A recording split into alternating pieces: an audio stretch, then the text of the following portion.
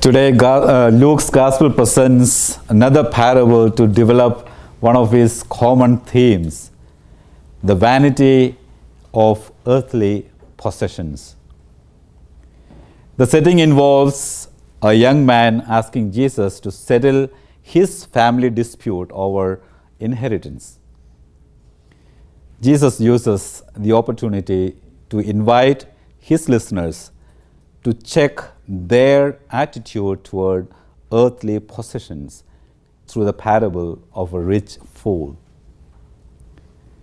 Like the parables of the prodigal son, the dishonest steward, and the unjust judge, this one is unique to Luke, but with a difference. Unlike other parables in which the protagonist came to a turning point, the rich man in today's gospel passage failed to return to God. Instead of turning, he decides to continue to accumulate more wealth, building bigger barns for himself with no heart to share them. This rich man is similar to the rich man in the parable of the plight of Lazarus.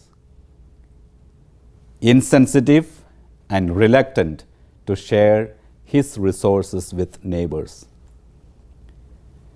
The book of Proverbs cautions us about the futility of amassing wealth as the goal of life. It says, "Do not wear yourself out to get rich. Be wise enough to desist. When your eyes light upon it, it is gone. For suddenly it takes wings to itself, flying like an eagle toward heaven." Jesus condemned the rich, selfish man by calling him a fool. What do we want Jesus to call us? Fool or faithful servant?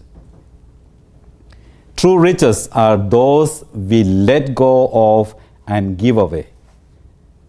They can be accumulated by generous sharing, not only our material riches, but also our time, talents, knowledge, love, energy, a loving gesture, and a beautiful smile and a forgiving heart. Jesus generously calls a steward faithful who does not let wealth lead to dishonesty, who can be trusted by all, who depends on God rather than riches. The rich man in today's gospel is called a fool because he was full of himself and did not think about his neighbors. He depended on himself and not on God. He multiplied his possessions but compromised his values. He spent more time increasing his wealth but less time enjoying it. He built bigger barns but let his heart grow smaller. He planned more but accomplished less. He increased his profits but not his relationships. He was rich in resources but poor in character. Jesus will call us faithful when we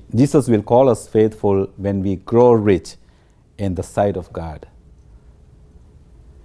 When we become responsible and generous stewards of our time, our talents, and our resources.